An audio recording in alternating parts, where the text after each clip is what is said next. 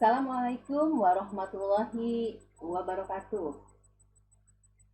Selamat malam teman-teman, sukses buat kita semua. Semoga teman-teman selalu ada dalam keadaan sehat walafiat, amin. Baik, pada pertemuan kedua ini kita akan membahas perihal konsep dasar perencanaan. Seperti teman-teman ketahui bahwasanya keberhasilan suatu organisasi dalam mencapai visi misi tidak dapat ditentukan 100%. Tetapi setidaknya dengan adanya perencanaan dapat mengurangi secara signifikan kemungkinan kesalahan-kesalahan dalam meraih tujuan dan menghindari beberapa kegagalan. Seperti itu teman-teman ya. Baik, coba kita mulai masuk tentang pembelajaran pertama, yakni pemahaman dasar perencanaan komunikasi. Oke, nah sekarang coba saya tanya, apa itu komunikasi? Ada yang bisa jawab ya? Baik, komunikasi adalah proses penyampaian pesan atau sesuatu yang bermakna dari seorang komunikator atau pemberi pesan kepada komunikan atau penerima pesan, baik secara langsung maupun secara melalui saluran atau media tertentu, dengan tujuan dapat mengubah perilaku. Seperti itu yang disebut dengan komunikasi. Kita lanjut. Berikutnya ada 3 wilayah atau domain perubahan perilaku. Yang pertama adalah, dipahami teman-teman, 3 wilayah atau domain tentang perubahan perilaku. Yang pertama adalah kognitif. Ya. Apa sih kognitif? Kognitif itu biasanya kemampuan intelektualitas atau pengetahuan gambaran-gambaran perubahan dari tidak tahu menjadi tahu. Kognitif ya, kemampuan intelektual.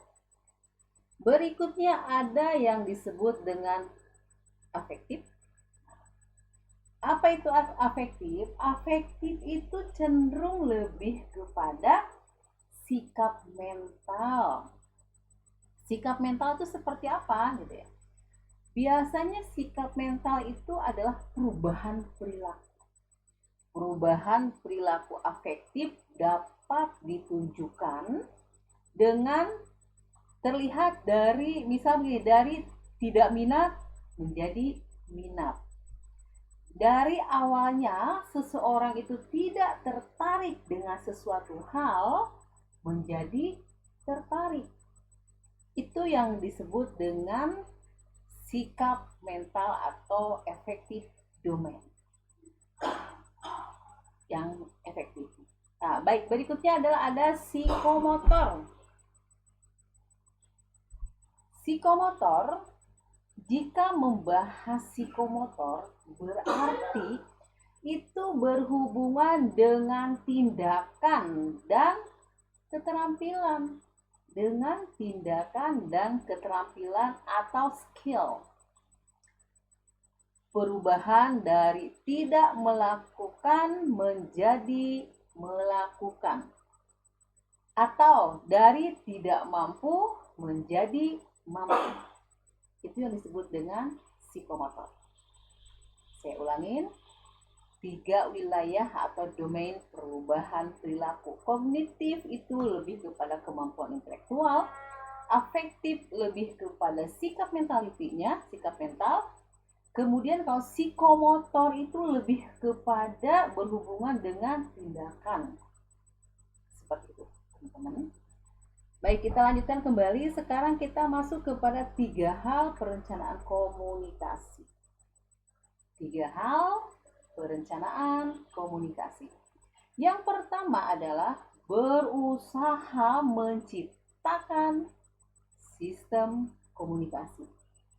Ya, berusaha menciptakan sistem komunikasi. Contohnya seperti ini. Apa sih contoh berusaha menciptakan sistem gitu ya? Contohnya, organisasi itu membuat sebuah tujuan untuk membangun. Untuk membangun apa? Jadi organisasi membuat sebuah tujuan untuk membangun citra atau image. Untuk membangun citra atau image. Maka karena ingin membangun citra atau image, maka hal tersebut akan ditindaklanjuti oleh beberapa rangkaian strategi kegiatan. Untuk apa? Untuk mencapai citra atau image tadi. Itu yang disebut dengan berusaha menciptakan sistem komunikasi. Itu contoh. Baik, yang kedua adalah mengalokasikan sumber daya komunikasi. Ya. Jika membahas tentang mengalokasikan sumber daya komunikasi, berarti sumber daya itu siapa? Siapa sih sumber daya gitu ya? Siapa sih sumber daya? Sumber daya itu ada komunikator, informasi, infrastruktur. Guna untuk apa? Guna untuk mencapai strategi yang di atas tadi. Strategi yang di poin nomor 1 untuk membangun citra image tadi.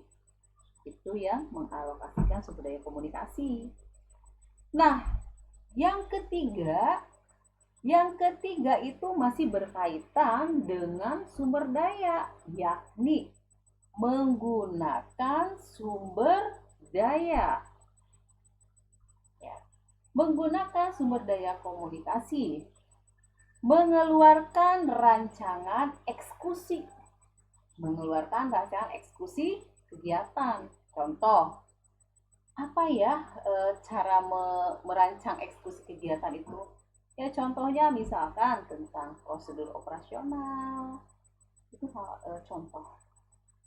Jadi itu yang disebut dengan 3 hal perencanaan komunikasi.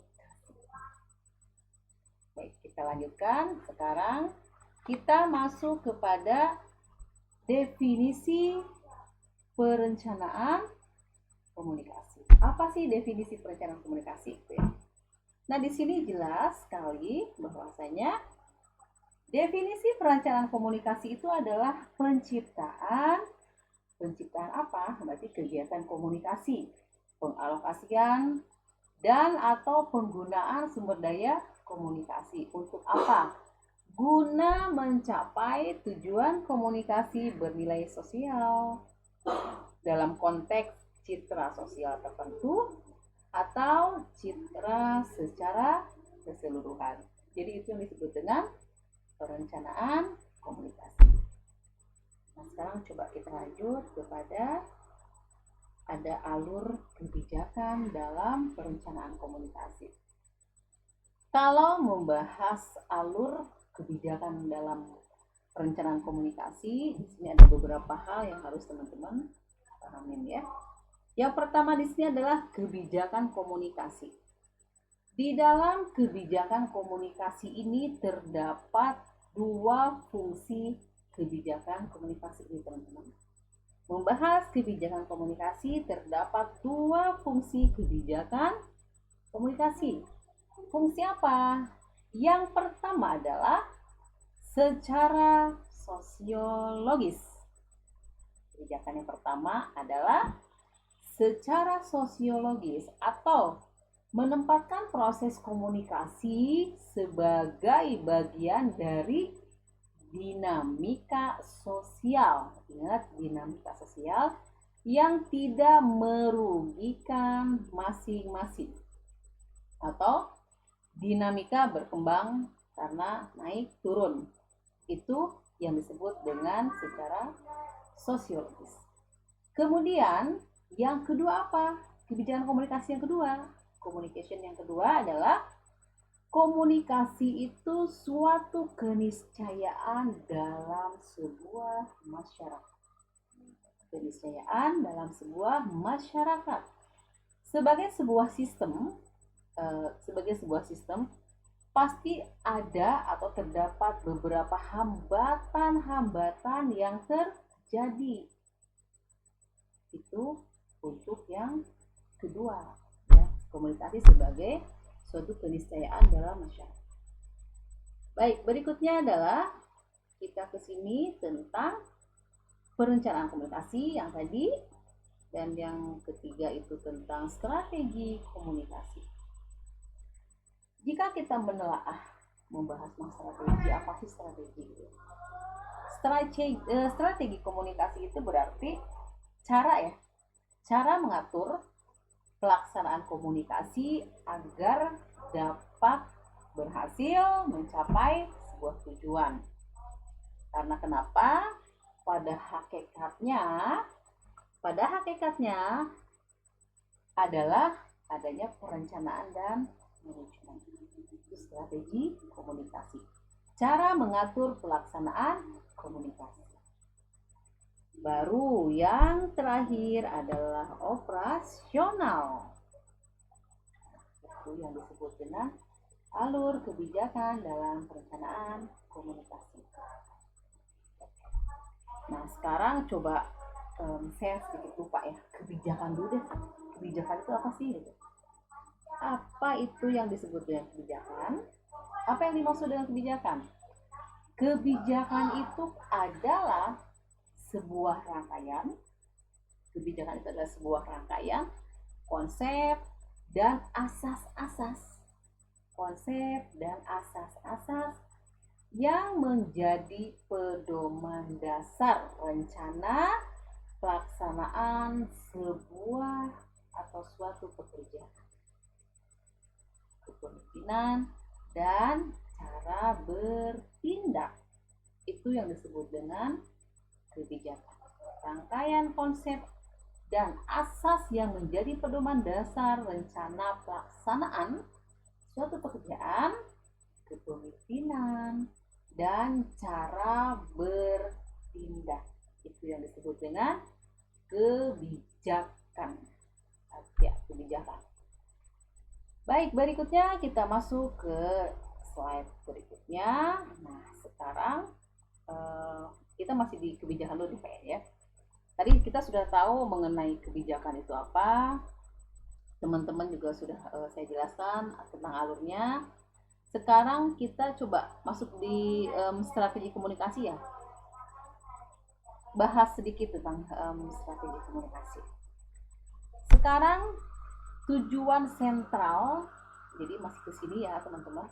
Tujuan sentral strategi komunikasi itu ada beberapa. Yang pertama itu ada to secure understanding atau komunikan mengerti atas pesan yang disampaikan. Ada juga establish acceptance, setelah komunikan mengerti penerimaan maka harus dibina. Dan yang ketiga adalah to motive action. Jadi komunikasi dimotivasikan. Itu yang strategi komunikasi, tujuan dari strategi komunikasi ya. Komunikannya mengerti atas apa pesan yang teman-teman sampaikan. Setelah mengerti komunikannya maka harus dibina. Kemudian yang terakhir adalah komunikasi dimotivasikan. Itu tujuan dari sentral strategi komunikasi. Nah, sekarang bagaimana cara langkah-langkah menyusun strategi? Langkah-langkah dalam menyusun strategi komunikasi, masih di sini ya. Langkah-langkah dalam menyusun strategi komunikasi yang pertama adalah mengenal halayak. Yang kedua menyusun pesan, menetapkan sebuah metode. Itu langkah-langkah menyusun strategi komunikasi. Kemudian berikutnya adalah kita melihat menurut cara pelaksanaannya. Menurut cara pelaksanaannya, metode komunikasi menurut cara pelaksanaannya di sini ya. Metode komunikasi ada dua. Jadi yang pertama itu adalah metode redundancy, ada juga channelizing, yaitu metode yang pertama menurut cara pelaksanaan. Jadi menurut cara pelaksanaannya. Metode komunikasi ada metode redundancy. Cara bagaimana kita dapat mempengaruhi halayak orang dengan jalan mengulang pesan pada halayak. Yang kedua adalah komunikator atau kita harus mengenal halayak, mulai menyampaikan ide sesuai dengan kepribadian, sikap, dan motif. Itu yang disebut dengan menurut cara pelaksanaannya. Jadi komunikasi, metode komunikasi menurut cara pelaksanaannya. Nah sekarang metode komunikasi menurut bentuk isi. Menurut bentuk isi, jadi ingat ya, metode komunikasi menurut bentuk isi. Yang pertama adalah informatif, yang kedua edukatif, yang ketiga koersif. Koersif itu apa? Mempengaruhi halayak dengan cara memaksa untuk menerima sebuah gagasan. Koersif. Dan yang keempat adalah persuasif. Itu metode komunikasi jika dilihat berdasarkan bentuk isi. Informatif, edukatif, koersif, dan persuasif. Itu yang disebut dengan metode ya teman-teman ya. Nah baik, sekarang coba kita melihat nih alasan atau ragam orang berkomunikasi ya. Jadi apa sih alasan orang itu harus ngobrol? Apa sih alasan orang itu harus berkomunikasi gitu ya? Alasan yang pertama adalah untuk inform atau menginformasikan. Yang kedua itu untuk membujuk, dan yang ketiga adalah untuk prevent misunderstanding. Berarti kalau membahas misunderstanding itu untuk mencegah kesalahpahaman. Ada juga tentang pemikiran dengan sudut pandang tertentu, present point of view ya. Nah yang berikutnya adalah untuk mengurangi sebuah hambatan. Jadi itu alasan kenapa sih alasan atau ragam orang-orang itu berkomunikasi gitu ya. Jadi ada 5 hal: menginformasikan, membujuk, mencegah kesalahpahaman, pemikiran dengan sudut pandang tertentu, dan yang keempat adalah mengurangi hambatan. Nah baik, sekarang coba kita masuk ke dalam pendekatan dalam perencanaan. Ini yang barusan saya bahas ya. Inform, alasan atau ragam orang berkomunikasi. Inform berarti menginformasikan, yang kedua membujuk, yang ketiga mencegah ketidakpastian, prevent misunderstanding. Berikutnya tentang pemikiran dengan sudut pandang tertentu, dan yang terakhir adalah mengurangi hambatan. Nah ini jadi alasan orang berkomunikasi. Baik, kita lanjutkan kembali setelah teman-teman mengetahui alasan atau ragam orang berkomunikasi. Kita lanjut kepada sekarang fungsi dan kegunaan urgensi perencanaan komunikasi. Yang pertama, memberikan arahan mengenai program yang hendak dilaksanakan kepada semua pihak yang terlibat dalam kegiatan komunikasi. Yang kedua, mengurangi ketidakpastian, meminimalkan pemborosan, ya, memfasilitasi standar pencapaian tujuan komunikasi sehingga memudahkan kontrol atau pengendalian. Itu yang disebut dengan fungsi dan kegunaan urgensi perencanaan. Coba kita ke sini. Oke, nah sekarang coba kita masuk kepada pendekatan dalam perencanaan komunikasi. Pendekatan dalam perencanaan komunikasi. Yang pertama adalah proses. Dipahamin ya teman-teman ya. Pendekatan dalam perencanaan komunikasi. Yang pertama adalah proses. Nah, apa itu proses? Nah, proses di sini berarti ada dua teori. Kalau membahas tentang proses terdapat dua teori. Teori yang pertama adalah teori in planning. Di sini ya. Teori yang pertama adalah teori in planning. Berarti apa artinya teori in planning? Teori in planning adalah melibatkan berbagai disiplin ilmu yang dapat memberikan implikasi. Contohnya apa? Contohnya teori komunikasi, sosiologi, dan organisasi. Itu yang dimaksud dengan teori in planning. Jadi melibatkan berbagai disiplin ilmu untuk dapat memberikan implikasi. Ya, contohnya apa? Teori komunikasi, ada sosiologi dan organisasi. Saya. Yang kemudian ada yang disebut dengan teori of planning. Apa itu teori of planning? Nah, teori of planning ini adalah proses yang menerapkan secara khusus teori perencanaan. Ya, jadi proses yang menerapkan secara khusus teori perencanaan. Penerapan komunikasi berisi banyak alternatif. Itu yang disebut dengan teori of planning. Jadi dia lebih kepada proses menerapkan secara khusus teori perencanaannya. Baik, yang kedua adalah selain proses ada yang disebut dengan sistem.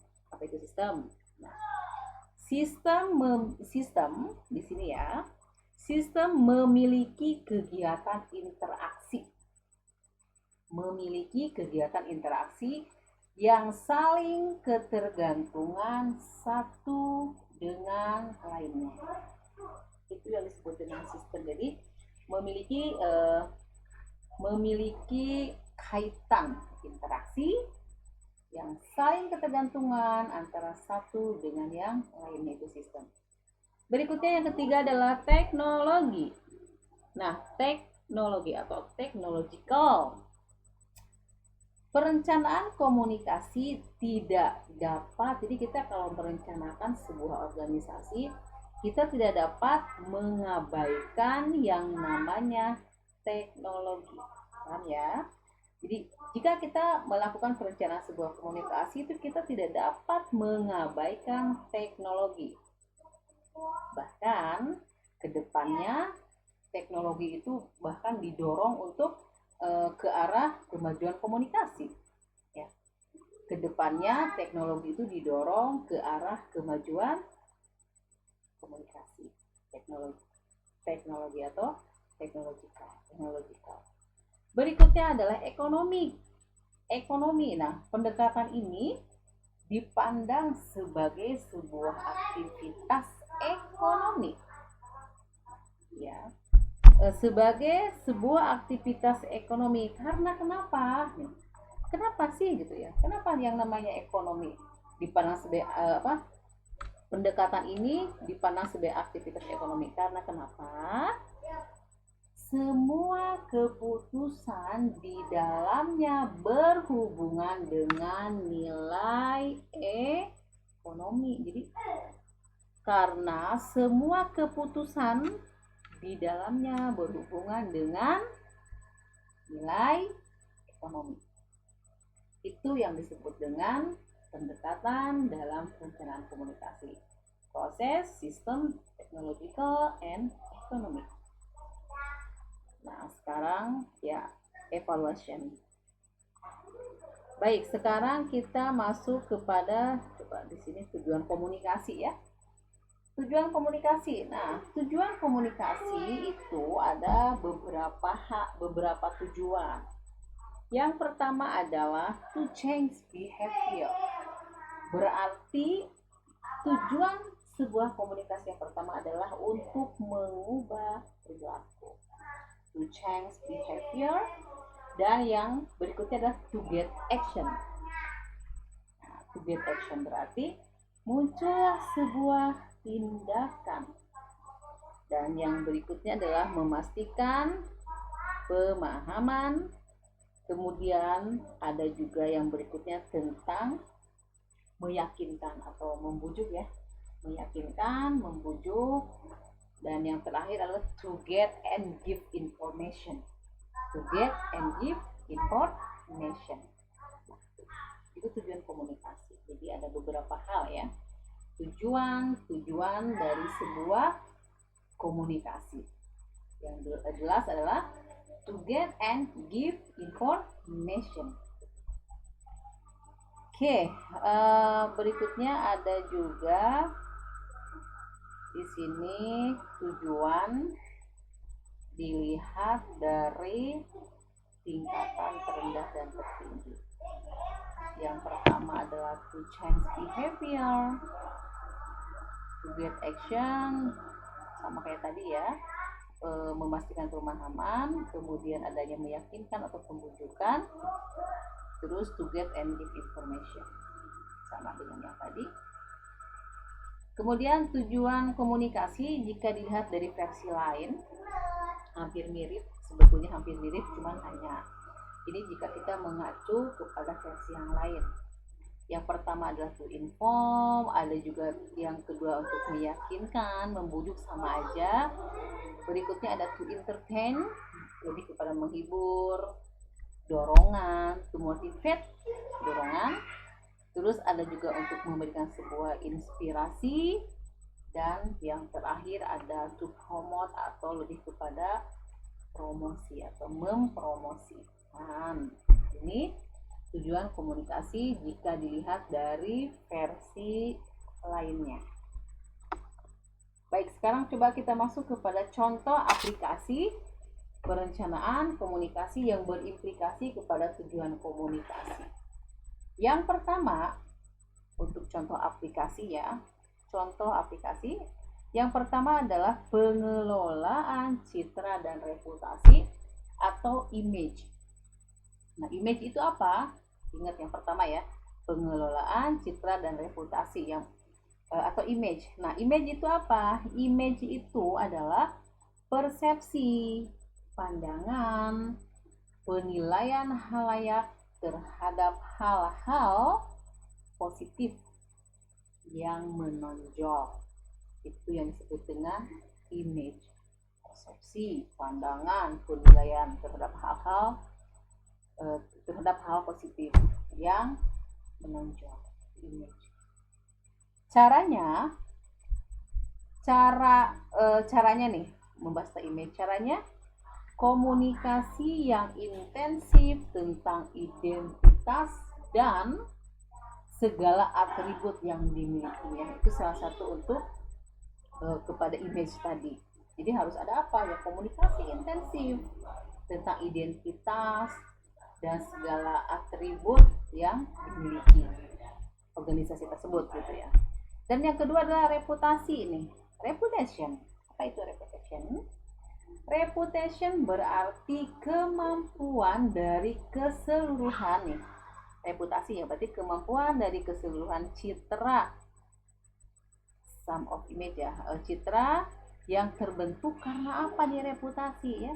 Reputasi itu terbentuk karena perilaku dan kinerja organisasi serta komunikasi.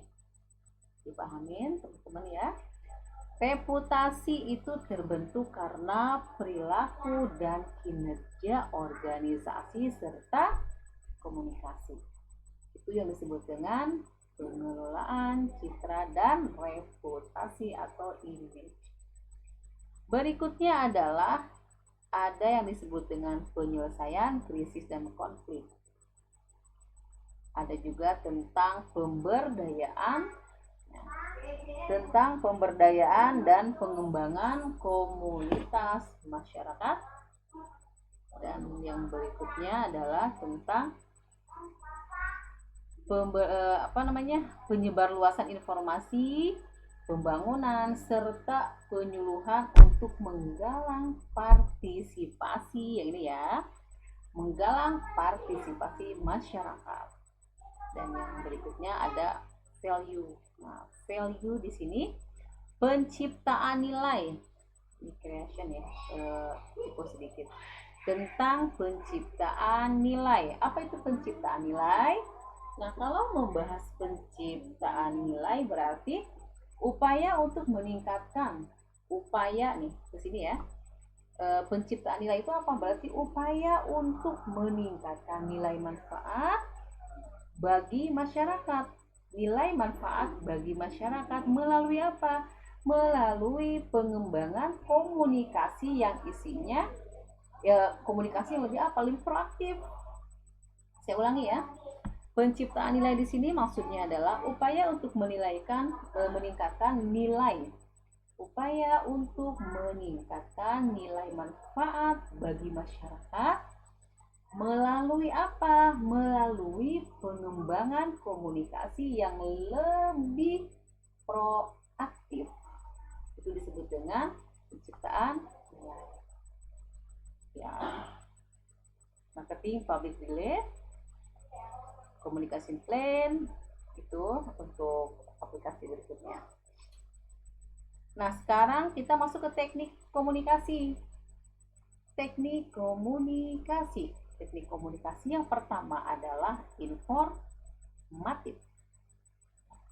Apa itu informatif? Berarti suatu pesan yang disampaikan kepada seseorang tentang hal-hal yang baru diketahuinya.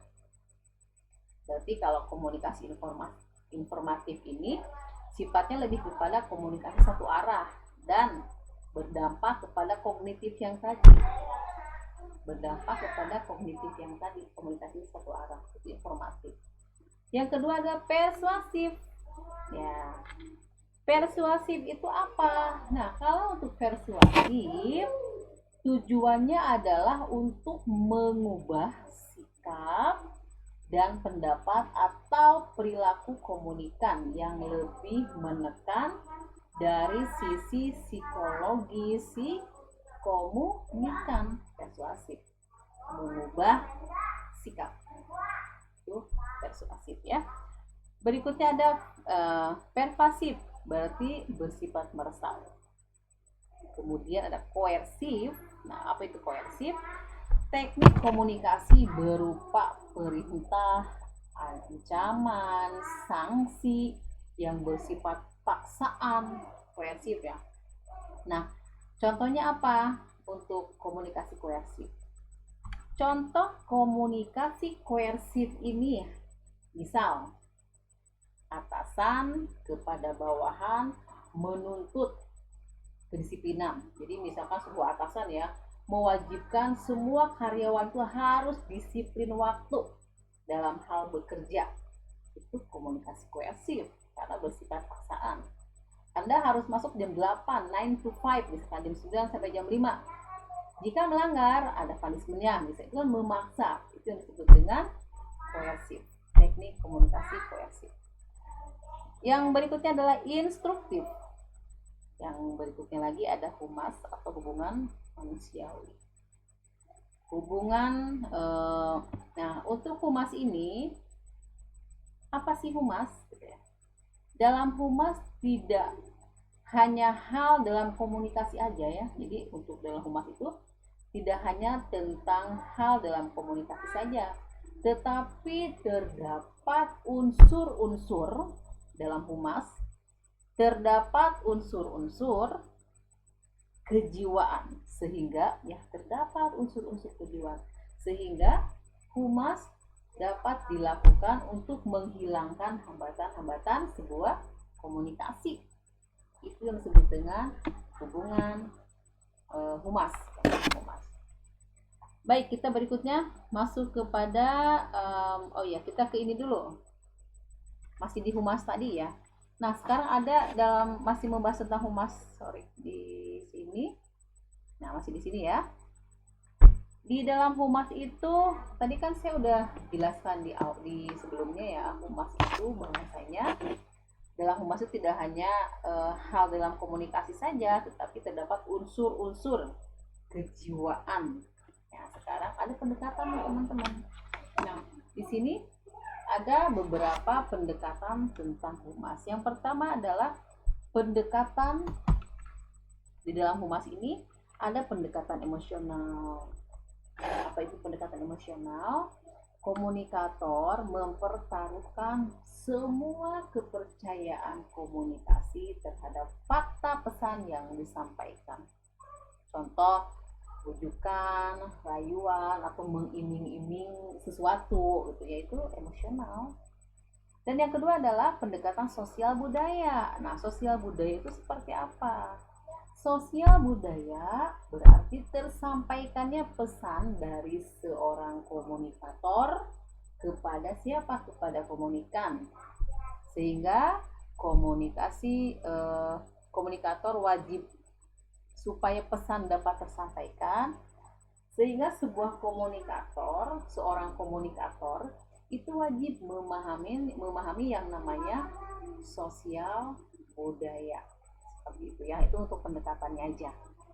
Pendekatan komunikasi, pendekatan humas, jadi ada pendekatan emosional dan pendekatan sosial budaya. Baik, kita lanjut sekarang masuk kepada media komunikasi. Media komunikasi yang pertama ada penyiaran broadcasting media. Itu apa contohnya? TV, radio, itu penyiaran broadcasting media. Nah, yang kedua ada printed media. Nah, percetakan ya. Percetakan contohnya apa sih teman-teman? Nah, kalau membahas percetakan berarti contohnya koran, majalah, gitu ya, media lain, media luar di rumah gitu ya. Pokoknya itu contoh untuk percetakan. Medianya koran, majalah misalkan. Itu untuk yang printed media atau percetakan. Kemudian, nah ini yang lagi yang kita lakukan saat ini di masa pandemik gitu ya. Ada yang disebut dengan online media.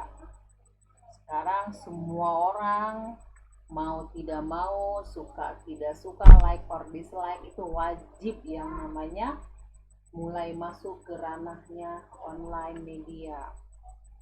Contohnya apa online media? Medsos, ya kan? Website, email, itu contoh yang disebut dengan online media yang setiap hari kita lakukan. Sekarang lebih kepada online media, itu contohnya. Baik, setelah teman-teman mengetahui media komunikasi yang sudah dibahas barusan, ya ini ya, penyiaran, percetakan, dan media dalam jaringan atau daring, maka berikutnya coba kita masuk ke dalam ya. Di sini ada alasan rencana komunikasi itu perlu dibuat. Jadi yang pertama, kenapa sih teman-teman, alasannya apa sih itu bahwasanya rencana komunikasi itu perlu dibuat? Yang pertama adalah di sini jelas untuk menanamkan perlunya atau dibutuhkannya perubahan organisasi. Yang berikutnya untuk memberikan pemahaman kepada setiap individu tentang dampak yang terjadi atau harus mereka hadapi akibat perubahan tersebut, perubahan yang di atas ini ya. Yang berikutnya adalah alasannya untuk mengkomunikasikan berbagai perubahan struktural dan tugas atau pekerjaan yang akan berpengaruh terhadap apa yang selanjutnya harus dilakukan. Oke, baik, nah berikutnya lagi adalah alasannya adalah untuk mengkomunikasikan berbagai perubahan struktural dan tugas atau pekerjaan. Ini sama ya, sedikit typo nih kayaknya ini ya. Nah itu aja untuk alasan. Yang ini satu yang kedua adalah sama ya. Nah kita masuk kepada pembelajaran ketiga, model dan tahapan perencanaan.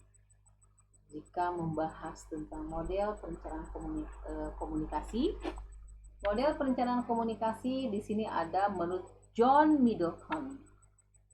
Yang pertama adalah, nah coba ini ada di buku modul ya teman-teman ya, di buku ini sengaja saya hanya screenshot.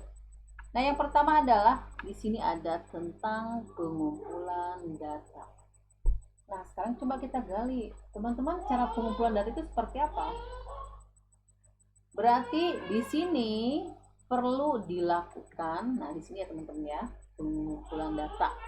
Berarti dilakukan riset untuk menghimpun data.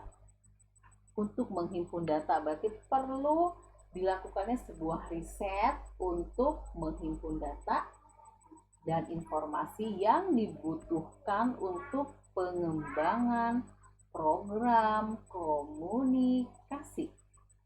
Itu yang disebut dengan pengumpulan data. Berikutnya ada rumusan tujuan. Nah, rumusan tujuan itu apa teman-teman gitu ya? Rumusan tujuan di sini lebih kepada tujuan ditetapkan berdasarkan visi organisasi. Ya. Rumusan tujuan ditetapkan yang ini ya. Tujuan ditetapkan berdasarkan dari visi organisasi dan tuntutan kebutuhan dengan cara mempertimbangkan kondisi-kondisi saat ini dan kondisi kedepannya seperti apa.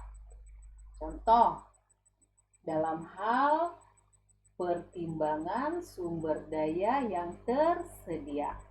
Itu disebut dengan rumusan tujuan. Kemudian di sini ada analisis perencanaan. Ya, di sini dari analisis kita ke bawah dulu. Di sini ada tentang analisis perencanaan dan strategi. Berarti kalau membahas analisis perencanaan strategi, ini membangun beberapa rencana kegiatan komunikasi dan menetapkan mana yang akan dilakukan. Itu yang disebut dengan menganalisis perencanaan dan strategi. Di sini larinya kepada sistem informasi manajemen, informasi database, sistem informasi manajemen gitu ya. Jadi itu untuk analisis perencanaan dan strategi. Nah, kemudian kita ke segmentasi halayak. Apa itu segmentasi halayak gitu ya? Segmentasi halayak berarti kalau membahas segmentasi cenderung lebih kepada siapa sih yang akan menjadi sasaran? Siapa yang akan menjadi sasaran utama, primer? Siapa yang menjadi sasaran kedua, sekunder? Yang dijelaskan secara lebih akurat untuk segmentasi ya. Dan dijelaskan secara lebih akurat dilihat dari sosiodemografi, psikografis gitu ya, itu untuk yang disebut dengan segmentasi halayak. Jadi siapa yang menjadi sasarannya. Kemudian kita masuk kepada pemilihan media. Membahas tentang pemilihan media berarti di sini ada yang disebut dengan menelaah. Teman-teman wajib menelaah media mana yang akan digunakan. Media mana yang akan digunakan sesuaikan dengan kebutuhan. Itu yang disebut dengan pemilihan media. Berarti ada penelaahan, menelaah gitu ya. Media mana sih yang akan digunakan sesuai dengan kebutuhan. Itu yang disebut dengan penelaah media. Kemudian di sini ada desain pesan. Nah, kalau membahas desain pesan, desain itu apa? Berarti perancangan. Desain pesan berarti perancangan pesan disesuaikan dengan media ini. Berarti perancangan pesan disesuaikan dengan media yang digunakan di atas tadi.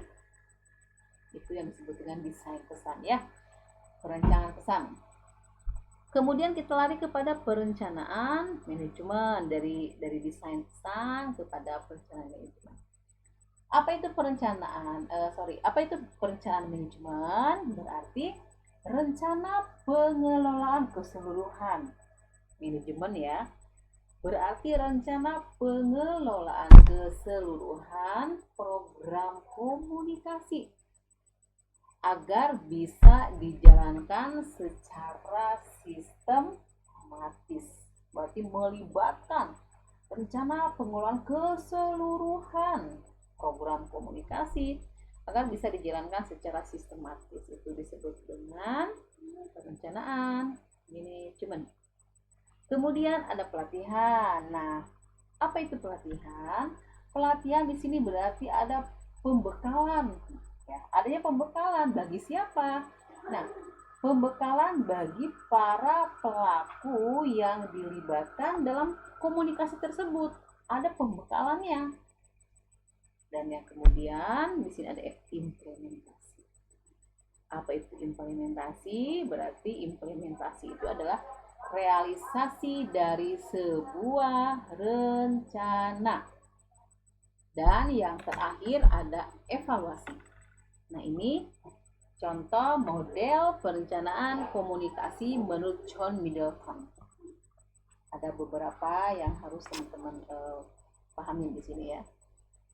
Oke, baik di sini kemudian ini untuk yang si Middleton. Nah, di sini ada lagi model perencanaan komunikasi proses ya. Ada yang analisis, strategi desain, development and testing, implementation, dan evaluasi. Itu hampir mirip dengan yang tadi ya. Kemudian di sini, nah ada lagi nih teman-teman, model perencanaan komunikasi pencitraan.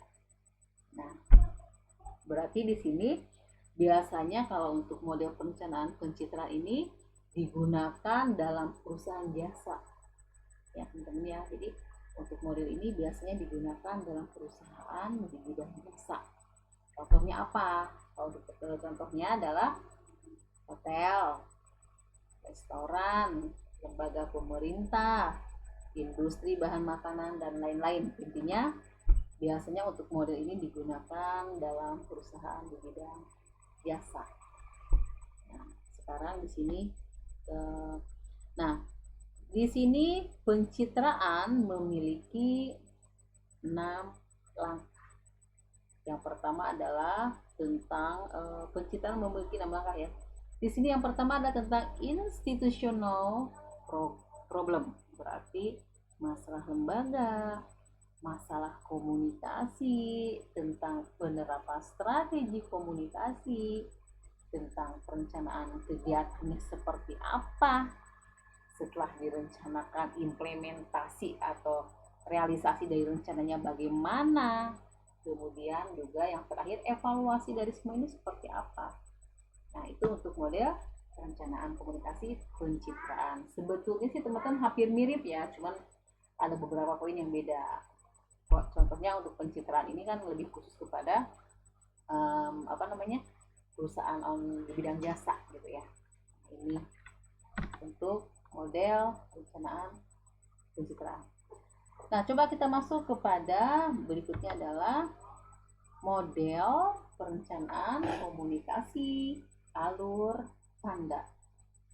Nah, di sini jelas ya teman-teman ya, model komunikasi alur tanda. Di sini yang pertama adalah identifikasi target halayak. Identify your audience. Berarti di sini adanya sebuah pemetaan pemangku kepentingan ya, stockholder, misalkan di sini ya, stockholder mapping.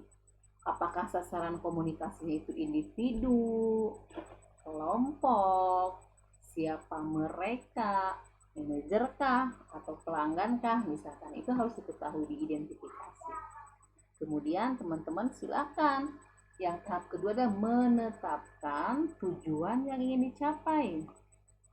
Apa yang ingin dicapai di sini gitu ya.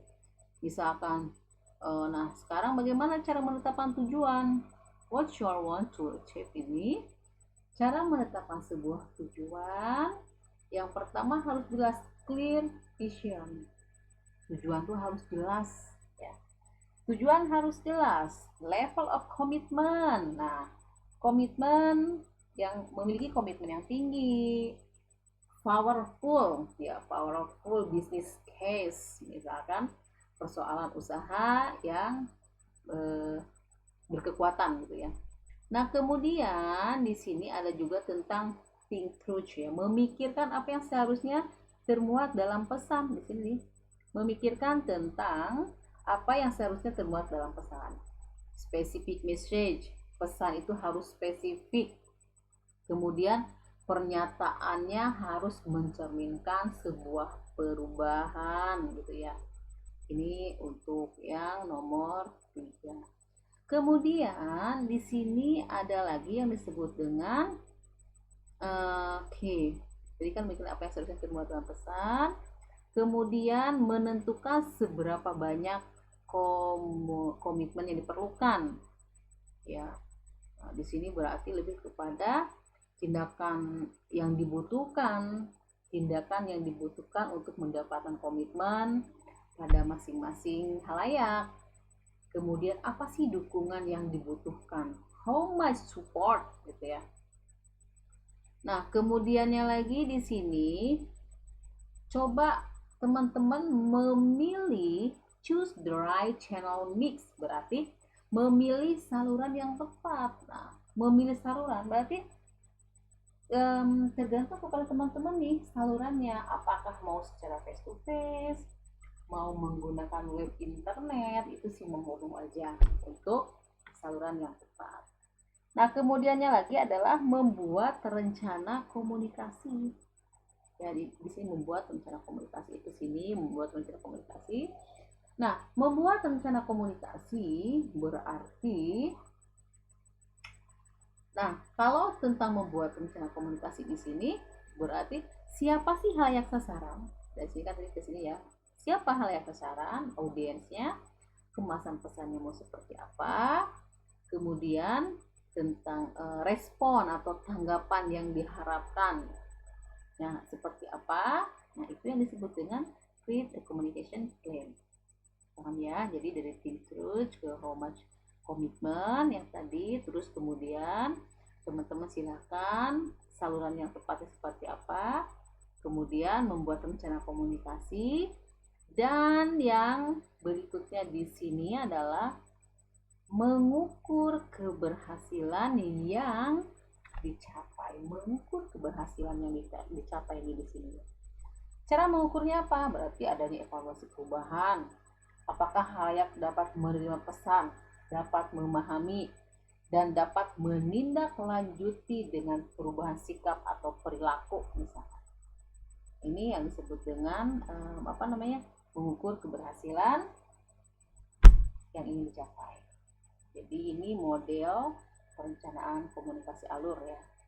Dari identifikasi, menetapkan tujuan, memikirkan apa yang seharusnya, kemudian di sini menentukan seberapa banyak komitmen, kemudian lagi memilih saluran yang tepat, membuat rencana komunikasi, dan mengukur keberhasilan yang dicapai atau sukses gitu ya. Nah, itu untuk model komunikasi alur yang alur tanda. Sekarang di sini ada model perencanaan komunikasi menurut diadaptasi dari Cangara ya. Di sini ACV and French. Model perencanaan ini yang pertama ada analisis masalahnya apa, analisa halayaknya siapa, rumuskan objektif, kemudian memilih media salurannya, mengembangkan pesan, merencanakan produksi media, manajemen program, dan merencanakan monitoring dan evaluasi. Hampir mirip sebetulnya teman-teman ya untuk kontennya, cuma ada beberapa hal yang membedakan antara menurut si ACV dengan alur yang tadi. Oke, baik teman-teman, untuk pertemuan kedua saya akhiri sampai di sini. Terima kasih. Wabillahi taufiq wal hidayah. Wassalamualaikum warahmatullahi wabarakatuh. Salam cerdas.